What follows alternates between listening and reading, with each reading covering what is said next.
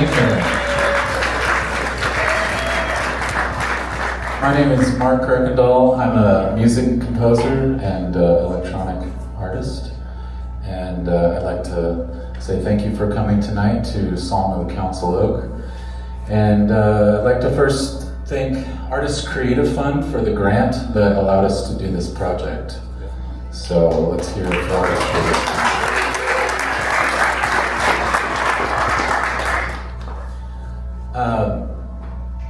Thank you to Chimera as well and Rob for letting us have these services. Tonight I have the honor of sharing music created in collaboration with a living witness to centuries of history, the Council Oak Tree. But I would like to introduce a special guest and historian and author, J.D. Colbert, Muskogee Creek and Chickasaw Native. He will be sharing with you deep history of this tree, his people, and how this place marks the very beginning of our city, Tulsa. Please give him a warm welcome as we do so.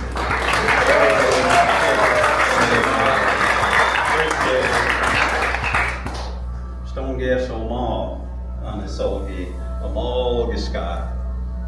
J.D. Colbert, Chachipkados, Bodadolgi, Amaleki Kados, Kawita, Amadolwados, Ojiabova, Amchugoflako, Ogus J. Omes. Hello, everybody, all of you. I am called J.D. Colbert. I am Muskogee Creek, Chickasaw, Cherokee, and citizen Potawatomi. On my creek side, I am Wind Clan, and I'm from the Coweta tribal town. I'll be the narrator tonight, narrating the various passages as we go through the four movements of the program tonight. And so let me begin by stating that we do not know the exact age of the Council Oak Tree. We do know it was a mature tree when the Lochaboga, Adolwa, or tribal town of Muskogee Creek Nation, arrived here on this place in 1836. This 750-mile journey concluded their forced removal from present-day Lochaboga, Alabama, to then Indian Territory.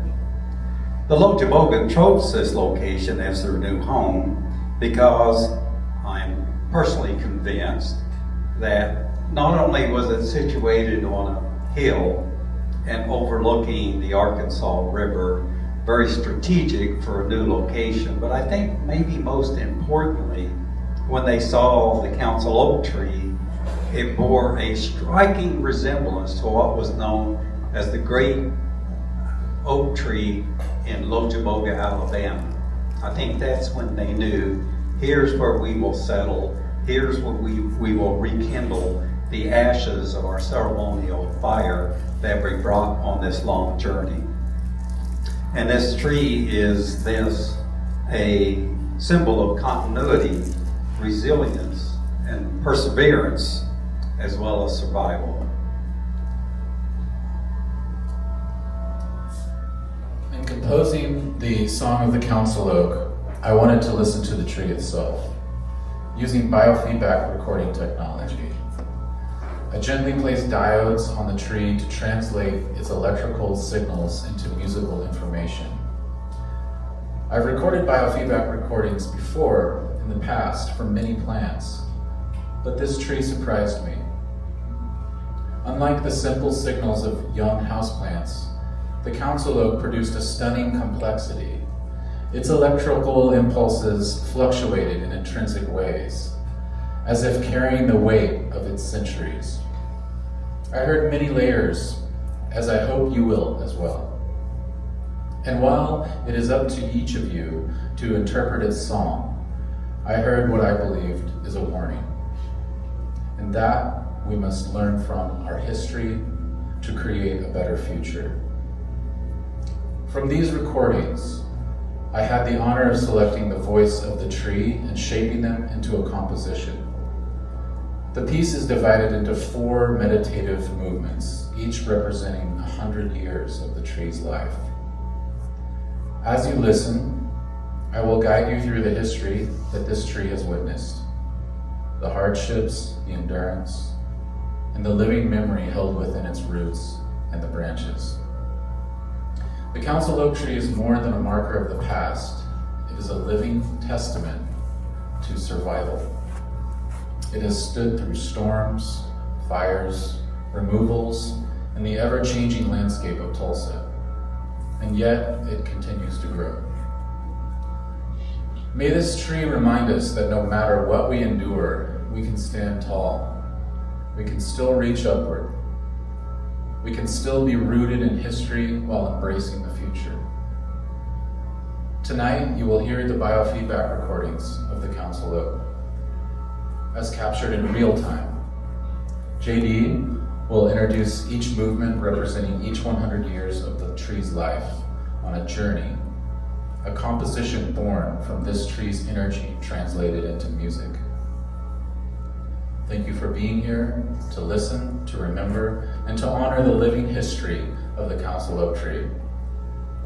Now, JD will introduce each movement of the council oak.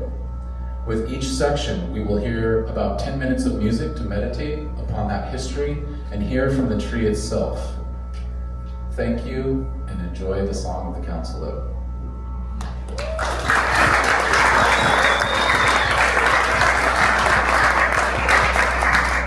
Badu Chikeches, Mark.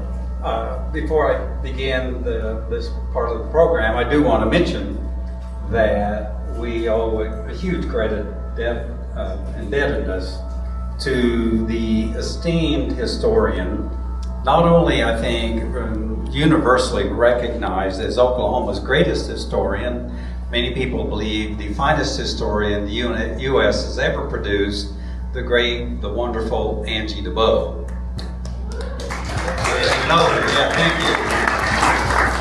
Yeah, much of the history is from her work. Yes, and in particular, I don't know, I brought this little volume. She's got several books that are now in their 10th, 20th printing. This one, simply called Tulsa, for all of you locals, I highly recommend this. It's only about a 100-page read. Rather difficult to find. It's not been in reprint.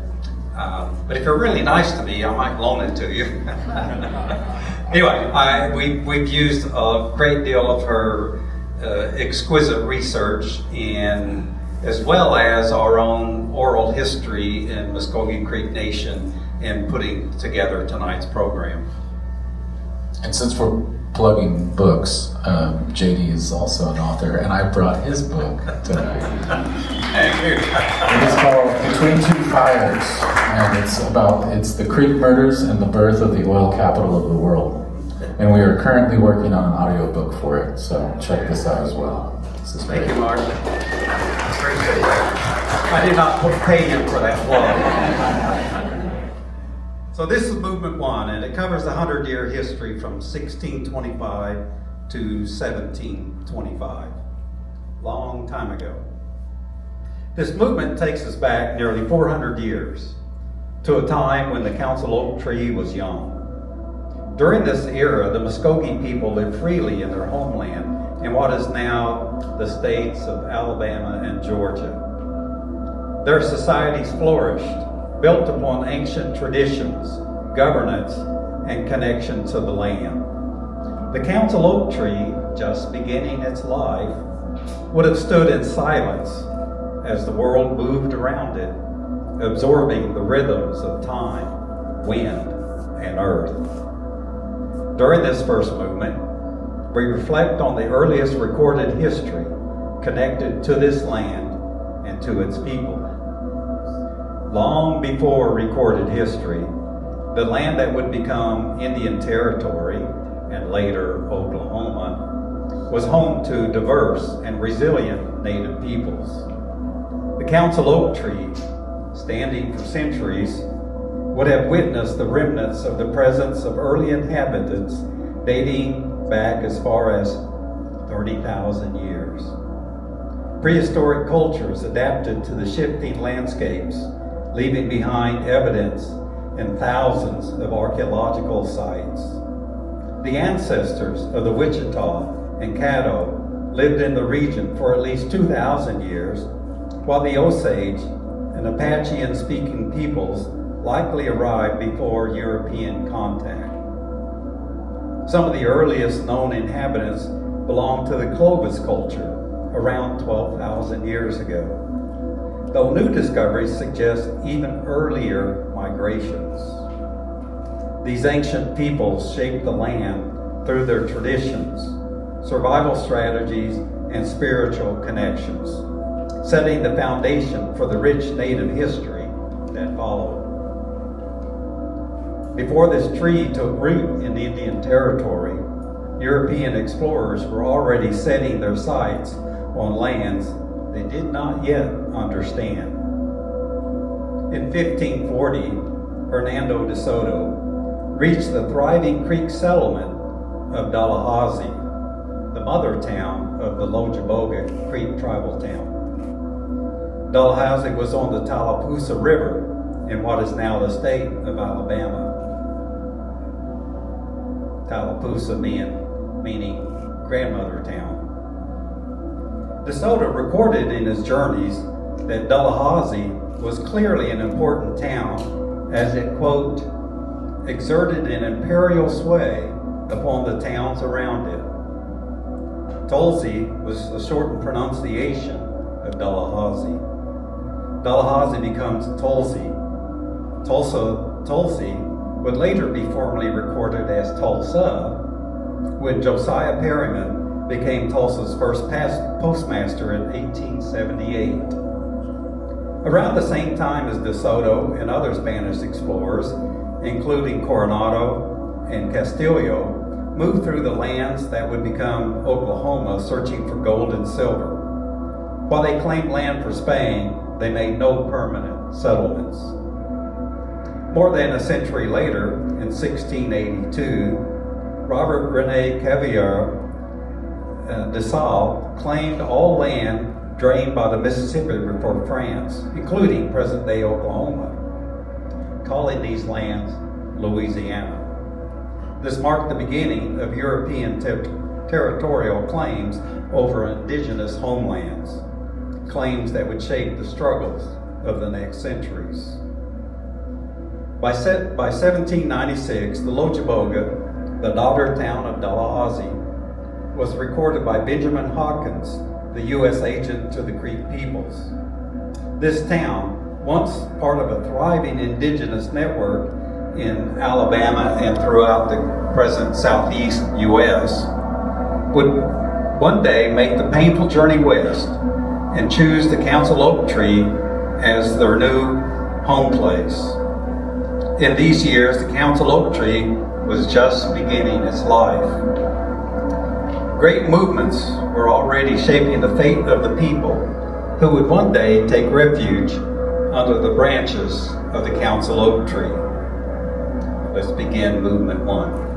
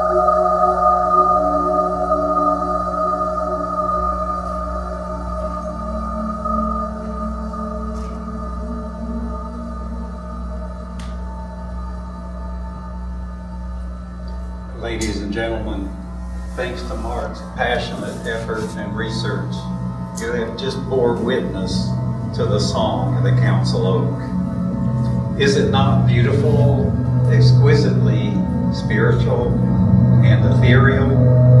Let's give Mark a quick hand.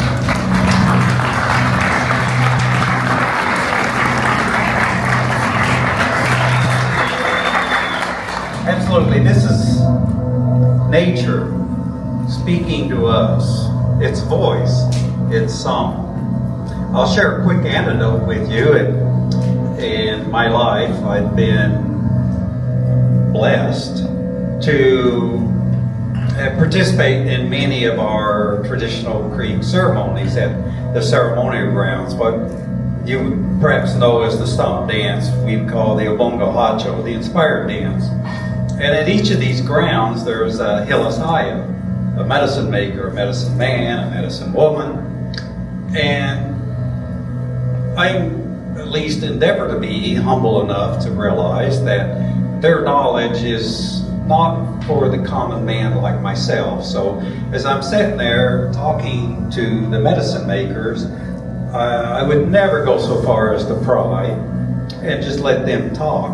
And one of the things they've shared with me, on point with what we're talking about, the Trail of Tears, the Lochaboga settling here, the Council Oak Tree, this land was, of course, terra incognita. It was unknown territory.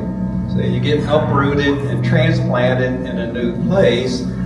How do your doctors, your medicine people know what herbs, what trees, and what shrubs to use for healing and for different ailments and different diseases? Most of us in our Western civilization mind would say, oh, well, it's trial and error. No, that did not happen. What happened was these medicine makers went out in nature and they listened. And nature met them halfway and revealed their healing properties to these doctors so that they could then attend to the needs, the health needs of the community. And I believe, particularly Mark, and I haven't even shared this with you, but from what you've done, I believe they had the capability of hearing this song and knowing what it meant, and that this song, particularly the Council Oak, was teaching them and informing them of its properties, and it wanted to be helpful and useful. And so to hear this, it brings back memories from decades ago of being told these stories. It simply confirms in my mind what they were talking about so long ago. Okay, so now we're going to move into movement 2, which is the next 100 years. The first 100 years, 1625 to 1725. This movement covers the next 100 years from 1725 to 1825. And during this century, the Muskogee people faced increasing pressure from European colonizers in our homelands of Georgia, Alabama, and including Florida. The forces of expansion, trade, and conflict grew, leading to devastating wars and the eventual erosion of indigenous sovereignty. The Council Oak Tree, rooted in its place, would have remained a silent witness to these distant tremors coming from Alabama and Georgia. These changes that would soon force an entire people into forced exile. As we begin the second movement, we enter a century of growing upheaval. The Council Oak Tree, now 100 years old, already witnessed generations of life along the Arkansas River, but the forces of change were accelerating. In 1804, following the Louisiana Purchase, this land was placed under the administration of the Indian Territory, with William Henry Harrison as the first American governor of what would eventually become Oklahoma.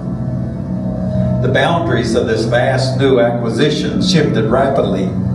By 1805, it was reorganized as the territory of Louisiana. and by 1811 it was renamed the Territory of Missouri. As the U.S. expanded westward, Native nations were increasingly pressured to leave their homelands. In 1808, Cherokee leaders informed President Thomas Jefferson that a portion of their people wished to immigrate west. The first removal treaty was signed in 1817, leading 1/3 of the Cherokee Nation to relocate to lands in present-day Arkansas. Fort Smith at that time was established on the present-day Oklahoma border to protect these forced migrations. By 1820, Choctaws became the first eastern tribe to purchase land in what is now Oklahoma, though few immediately relocated. The government continued to press westward, fixing territorial boundaries and establishing control. Fort Gibson, the first military post in Oklahoma, was built in 1824 on the Grand River.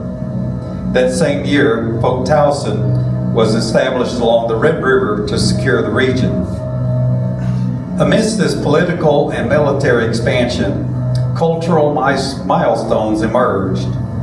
In 1821, the missionary Ephraim Chapman founded Union Mission, the first Protestant mission in Oklahoma, working among the Osage. That same year, Sequoyah completed the Cherokee Syllabary, a revolutionary achievement that preserved his people's language in written form.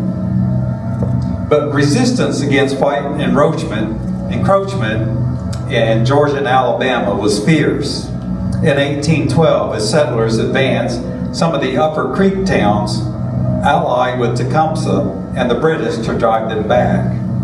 U.S. forces led by Andrew Jackson responded with violent campaigns, crushing opposition and forcing many Native people further west.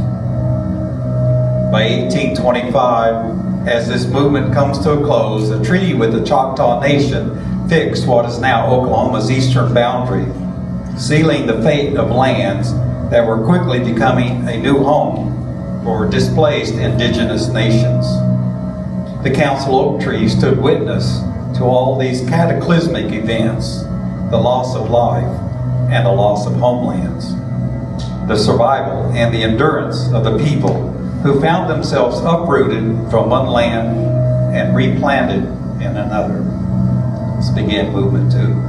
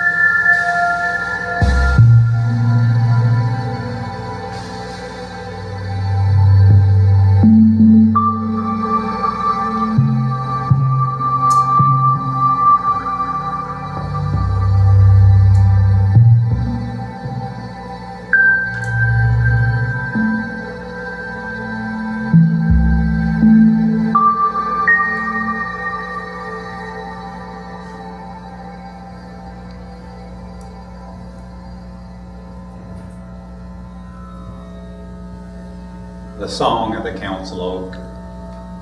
It's still singing to us. It wants its voice to be heard, even today, as it has for the past 400 years. And let's hope for many more. So now we move into the third movement that covered the next 100-year period from 1825 to 1925.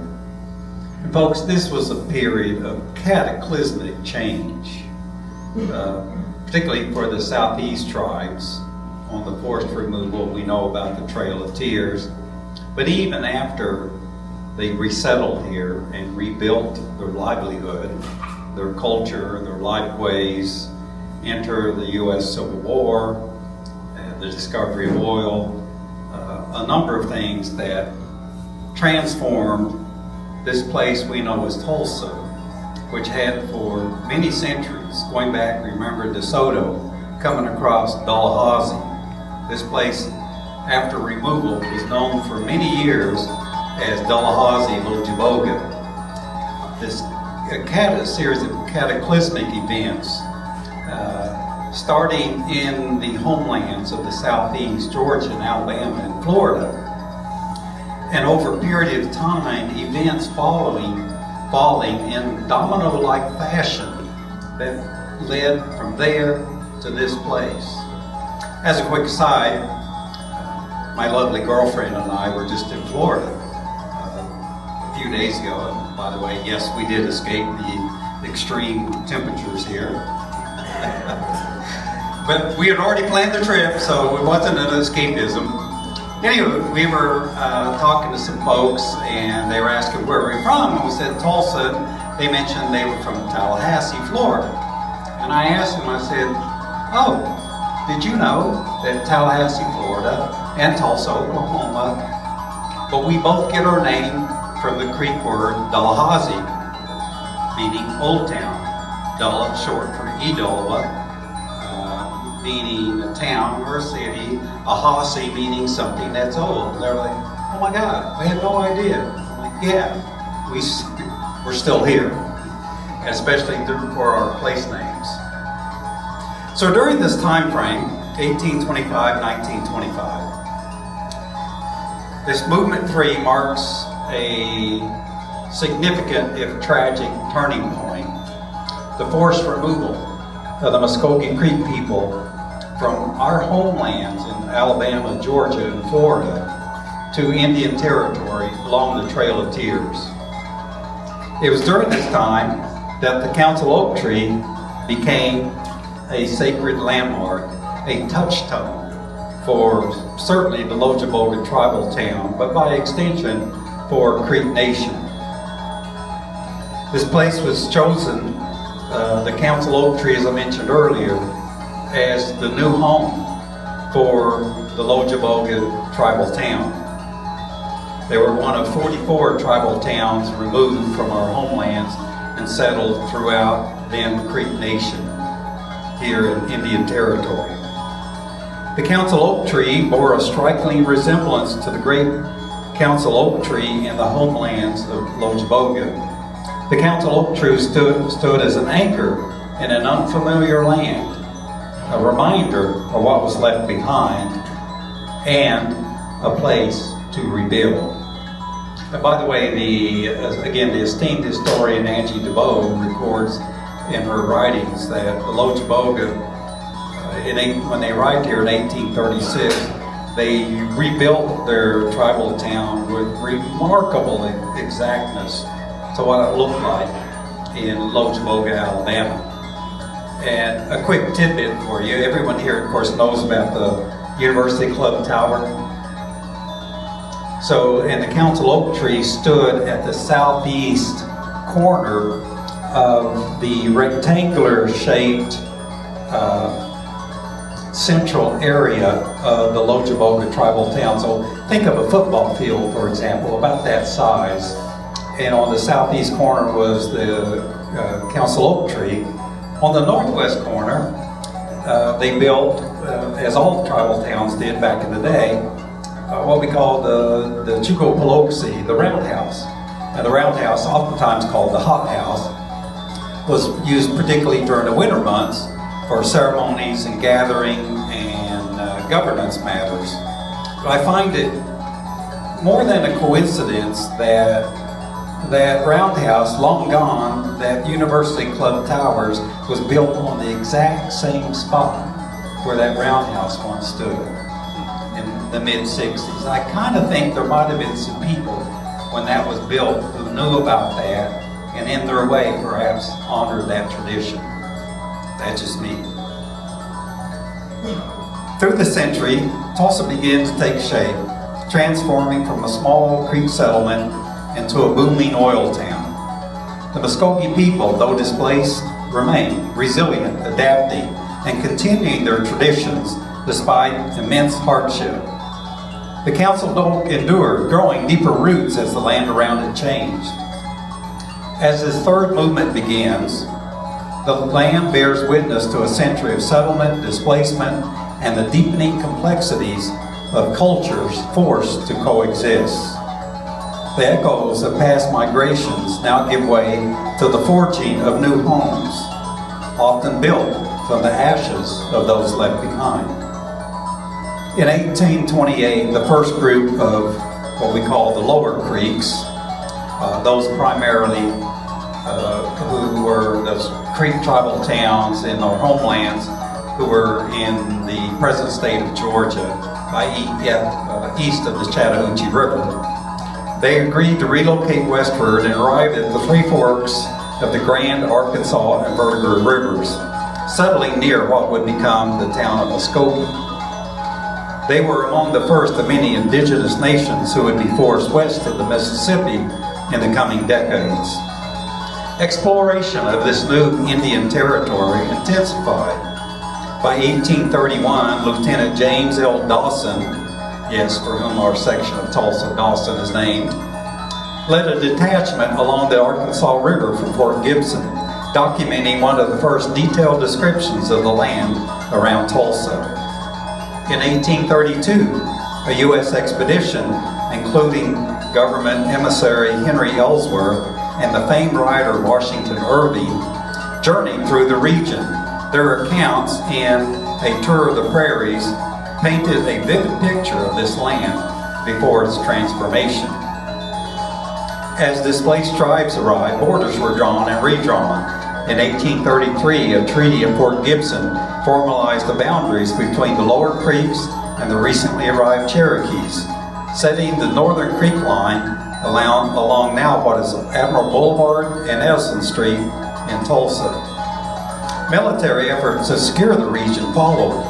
By 1834, Captain Dawson had mapped a military road from Fort Gibson to the Cimarron River, though its outposts were soon abandoned. In 1836, a violent chapter unfolded in the Creek homelands, presaging the Creek Trail of Tears. As U.S. officials pushed the upper creeks, these were the ones on the west side of the Chattahoochee in present-day Alabama. As U.S. officials pushed the upper creeks to relocate, tensions exploded in what is known as the Creek Uprising, an act of defiance by those unwilling to cede their homelands. A militia of white settlers retaliated, burning the Creek town of Lojaboga to the ground and forcing its people into the swamps. Led by their Miko, or mayor, Achi Yahola, the Lojaboga carried the ashes from their ceremonial sacred fire and began their journey westward. When they finally arrived, they settled in and around the Council Oak, marking Tulsa's first founding. By 1839, Lewis Perryman, a mixed-blood Creek trader, had established himself on the Verdigris River, founding the Big Spring ceremonial grounds near present-day Catoosa. Within a decade, in 1848, he built Tulsa's first trading post, located near 31st Street and the Arkansas River. His home, a grand structure of hewn logs, stood near what is now 33rd and Rockford, basically in the Brookside area, surrounded by buildings that house enslaved people, a painful testament to the deep entanglement of Native and American economies in slavery. It should be noted, however, that the practice of slavery in Muskogee history was largely limited to the thin bloods. The full bloods, on the other hand, frequently married freed slaves, and thereby a complexity introduced into Muskogee culture and history. As the settlement solidified, missionaries followed. By 1843, Robert Loveridge, a young Presbyterian missionary, had opened schools along the Coweta Creeks, soon expanding his mission to other settlements. Baptists followed in the late 1840s, establishing churches at Big Spring and Broken Arrow, with day schools operating at Conchardy and Choska, funded by U.S. government annuities. But hardship remained ever present. In 1850, Achi Yahola, the Miko, or mayor of the Lochaboga, had led them through the Trail of Tears, and the harrowing years of relocation succumbed to smallpox. He had built his cabin in Tulsa near what is now First Street and Frisco Avenue, just on the north side of the BOK Center. Miko Yahola reportedly is buried beneath the sanctuary of the First Methodist Church at 11th and Boulder. As the land adapted to its new inhabitants, so too did its identity. In the early 1850s, a full-blood Creek named Sepulpa established a store on Rock Creek, giving rise to the town that still bears its name. Around the same time, under tribal funding, Presbyterians founded Tallahassee, a large boarding school northwest of present-day Muskogee. By the 1850s, Tulsa was growing as tribal communities stabilized in the wake of the tragic Trail of Tears. In 1856, Reverend Ross Ramsey of the Tallahassee Station traveled up the Arkansas River to preach in Tulseytown, marking the first recorded Christian mission to the Lochaboga tribal town. Around the same time, the Creek signed a treaty with the U.S., receiving $500,000 as compensation for past land losses in the homelands of Alabama and Georgia. But tragedy struck again. A federal census in 1857 showed that the Lochaboga population had dropped from 565 in 1832 to a mere 274, a staggering 50% loss in the hardships of forced migration. The looming Civil War would further alter the land. In 1861, as the U.S. abandoned Indian territory, factions within the Creeks, Cherokees, and other tribes aligned with either the Confederacy or the Union. The esteemed Creek leader, Opie Yahola, gathered Union sympathizers, including Cherokees, Seminoles, and Uchis. In the winter of 1861, they were attempting to flee to Fort Row in Kansas. Their plight became known as the Trail of Blood on Ice. Along the way, they fought 3 major battles against pursuing Confederate forces.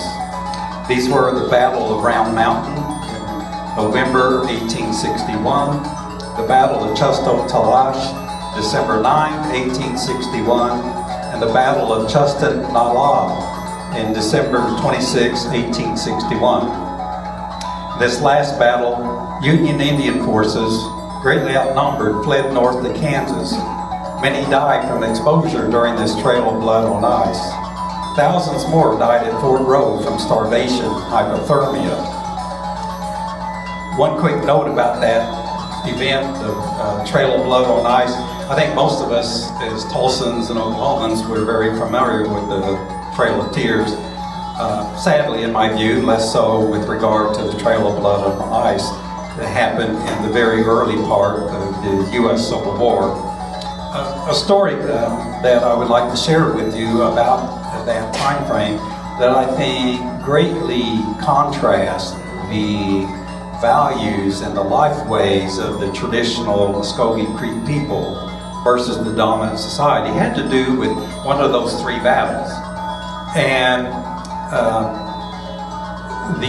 the Creeks and the Cherokees and a lot of these natives who were desperately trying to flee to Kansas to get away from all the death and destruction, and particularly the pursuing Confederate forces, they were attacked in the middle of the night. And there was a warrior who, he had a niece who was accompanying this group fleeing to Kansas, led by Obed Yehola. And he and the other warriors went to go meet the Confederate forces. And the women, the children, the elderly then were to immediately exit and flee and just whatever they could carry to head north. So imagine, for example, you're in a tragic situation where you wake up and your home is aflame.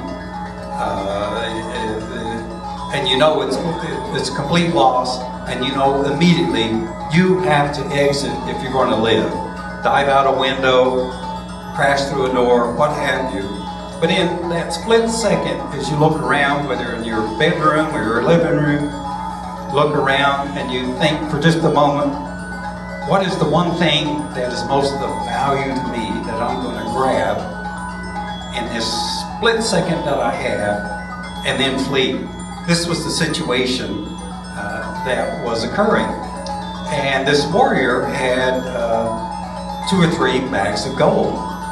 And he told his niece just before he turned to go face the enemy, to take his gold and go. Well, she, mind you, they have horses, they don't have small saddles, there's not much they can carry. So what she did, she reached for her sacred turtle shells. These are what our women wear at the ceremonial grounds. The women, they keep the beat. The men sing, the women keep the beat. And I think one on-point analogy is that these shells are very analogous to the golden chalice or the Ark of the Covenant. Something very, very spiritual through which we commune with the Great Spirit, God, what we would call Hisaga Messi, the Master of Breath, Ofunga, the one above all else. So she only had room to take her shells and not the gold, so she threw the bags of gold away and took off. Well, fortunately, her uncle survived the battle. They got back together. He caught up with the group, so he's asking for his gold. Hey, where's my gold? I don't have your gold. I got my shells. Well, according to the stories, you can imagine, he was a little angry at first. What are we going to do? How are we going to survive? The gold, this, we got to eat, we got to trade.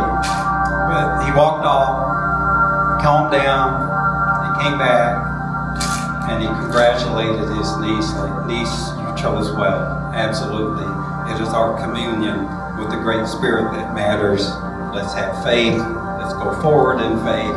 The gold is just an inanimate object that is worthless compared to our relationship with the Great Spirit. So I share that story with you to try to give you a contrast of the traditional Creek culture versus that of the dominant society. Continuing, so in the middle of the Civil War, 1863, federal officials convinced Union Creeks to cede land along the Arkansas River, including the home of the Lochaboga, for the settlement of displaced tribes from Kansas.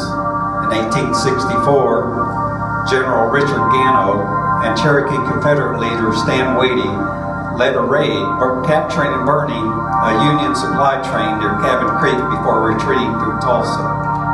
In 1866, the Lochaboga returned to a devastated homeland. I mean, everything. In fact, throughout all of Indian territory, all of eastern Oklahoma had been burned to a crisp. There was very little left, very little deer, game. It was just a wasteland. The U.S. Congress mandated the construction of north and south railroads across Indian Territory, further opening the region to development. The Creek Nation, led by mission school graduates, adopted a written constitution in 1867. In 1872, the Osage Reservation was formally established. Tulsa was now a recognizable town. On March 25, 1879, the city's first post office was established at George Perryman's ranch just north of 41st Street between Peoria and Utica. His brother, Josiah Perryman, was appointed the first postmaster. Perryman was married to a woman from the Lochaboga tribal town, which, given the ways of the creek, basically made him Lochaboga. And it was he who officially named the town Tulsa in honor of Lochaboga's mother town, Tallahassee. This century, more than any before, reshaped the land and its people. The old sacred fire, the Tokachagi, had been carried westward on the Trail of Tears, but its embers still burned brightly. In 1893, the Southern Methodist Church was organized, providing spiritual refuge for settlers and indigenous people alike. But that same year, the Cherokee Outlet was opened and the Dawes Commission was appointed to break apart the communal lands of the Creeks and the Big Five tribes. The land that had been promised as a permanent home for as long as the grass grows was being reshaped, parcel by parcel, by the relentless march of white encroachment and the forced assimilation of indigenous people. Land allotment was the order of the day. By 1895, Tulsa was growing, businesses taking root under various circumstances, some under official traders' licenses, some run by native businesses exempt from such restrictions. The town boasted a bank, mills, and 3 weekly newspapers. In 1898, Tulsa was officially incorporated, marking a turning point as governance took shape and the transition of Tallahassee to Tulsa. That same year, the Curtis Act decreed individual land allotment, representing a drastic change from the long history of Creek communal land ownership. The old way of life was disappearing, and with it, forced assimilation. Tallahassee was given way to Tulsa. In 1901, oil was discovered in the Red Fork, and a new era of wealth and industry occurred, but at a tragic cost to the Muskogee Creek people. With it came rapid changes. The town site was platted, streets were named, and land was sold, with the Creek Nation receiving only a fraction of the proceeds. By 1905, the Glenpool oil field was discovered, further cementing Tulsa's future as the oil capital of the world. Over time, the Glenpool yielded some 500 million barrels of oil. Yet, amid the prosperity, injustices remained. In 1906, Creek leader Chito Hadjo, also known as Crazy Snake, stood before the United States Senate pleading for the government to honor its 1832 promising Creek Nation undisturbed use of the land. His words fell on deaf ears. Statehood arrived in 1907. In 1910, Tulsa boasted over 18,000 residents. Its population had exploded from 1,300 people in 1900 to nearly 150,000 only 30 years later. The Creeks were once again evicted from their homeland. But the Council Oak continued to stand tall, emblematic of its Creek roots. This is the story of Tulsa, which many Creeks today still call Tallahassee, a city of faith and betrayal, of progress and loss, of resilience and renewal. It is a people who faced hardship and found ways to rebuild, who bore witness to injustice and fought for change. Let's begin moving through.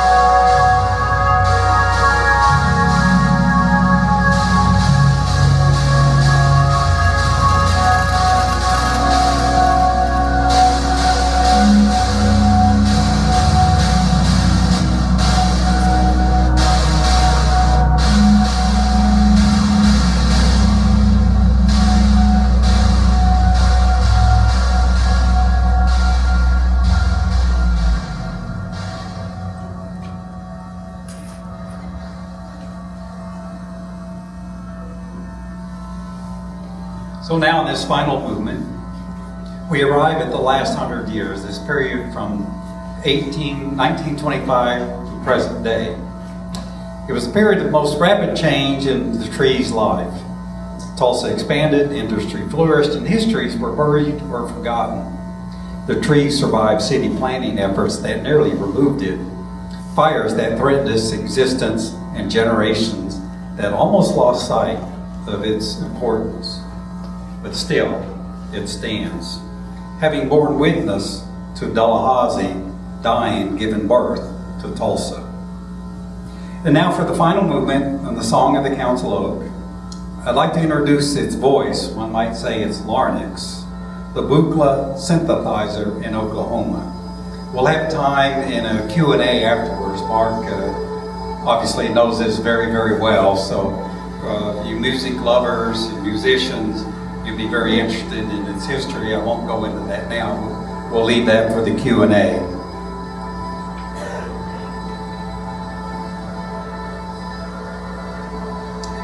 It's been said by many that history isn't history, it's not even the past. Today as we gather, we recognize that history is not just something to be remembered, it is something to be carried forward.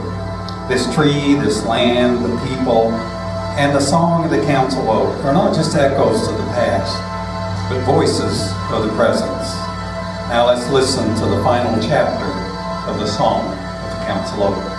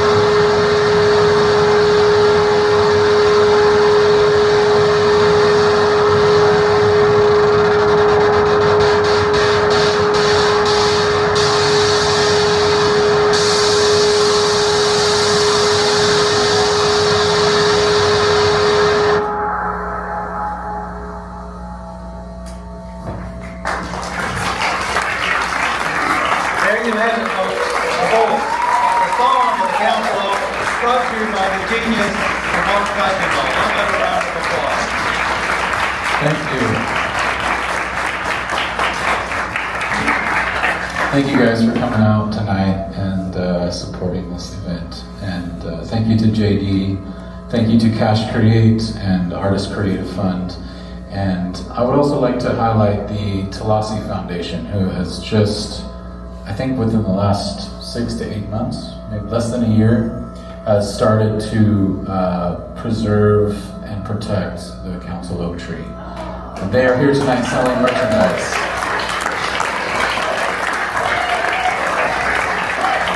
You may have seen some of their merch out there. They got a great t-shirt and they're a wonderful foundation. And actually, if they're here and they would like to say something, I would like to invite them up at this time. They may have already left, I'm not sure, but yeah, there's someone here who would like to give you guys a little information about their organization. But thank you guys so much for coming. We love you. It's so great to see so many friends and familiar faces.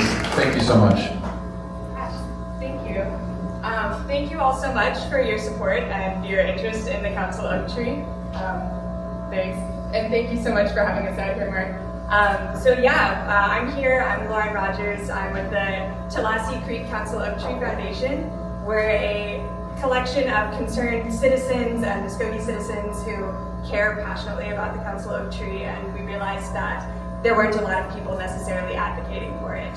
So if you want to learn more about us, we're on Facebook and Instagram at Council Oak Tree. There you go, at Council Oak Tree.